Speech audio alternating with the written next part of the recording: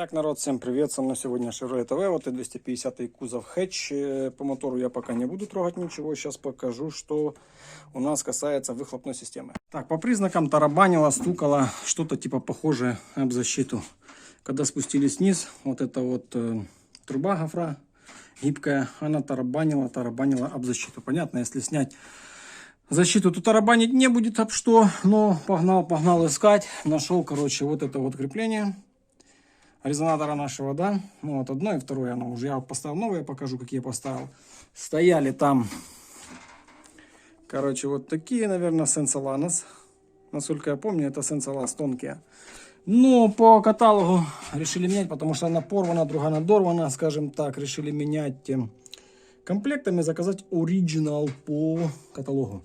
Значит, смотрите, если здесь немного, я вот беру выхлопную и шевелю, я слышу, что вот здесь немного играет, да, вот оно вверх-вниз, то есть оно играет на этой трубе, может быть она скоро даст про себя знать с такими дырочками, но сама суть, это уже как бы я смотрю вот на данный момент вот сюда, напряжение норм резинка напряжения, а здесь напряжена.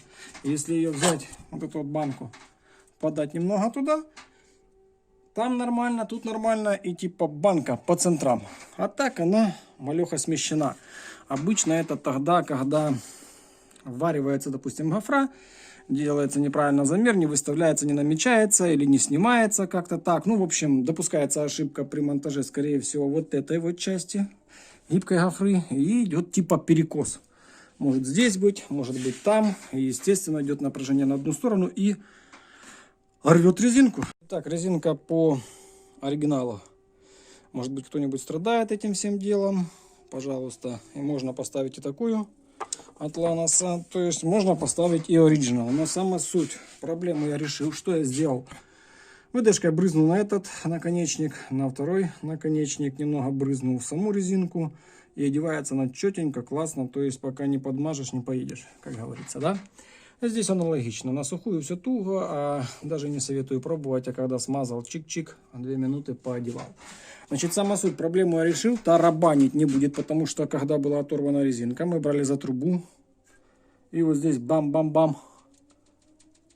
Бам-бам-бам было. А сейчас уже здесь, короче, ну вот, грубо говоря, 5 миллиметров плюс-минус расстояние есть. То есть тарахтеть не будет до тех пор, пока опять не будет растяжка и тому прочее дело. Но по факту это проблемка в основном вот здесь. Или, допустим, там рвется внутри такая гофрированная вот эта вот сетчатка и типа проседает. Смотрите, вот здесь уже как бы сантиметр похож.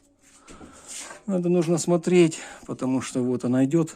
Может быть, где-нибудь вот здесь, ну, по-моему, здесь крепежей больше нет. Вот, может быть, где-то вот здесь натяг должен был быть. Ну, такой, типа, знаете, чик, подвесил. А полезешь сюда, здесь варилось, позасыралось, здесь оно не открутится. В общем, будет куча проблем. То есть, пока устранил, что этот стук, и оно слышно, когда ты вот мы ехали, оно слышно, что это не ходовая, а где-то что-то как... Но это не ходовой звук, короче, это что-то похожее, мы так определились примерно без осмотра. Ну, думаю, может защита открутилась, может там что-то такое. А по факту получилось, порвалась резинка. Ну и все, народ. Всем, кому это было интересно, обязательно ставим лайкосики, подписываемся на канал. Всем пока. Подписывайся на мой канал, самое интересное, как всегда, впереди.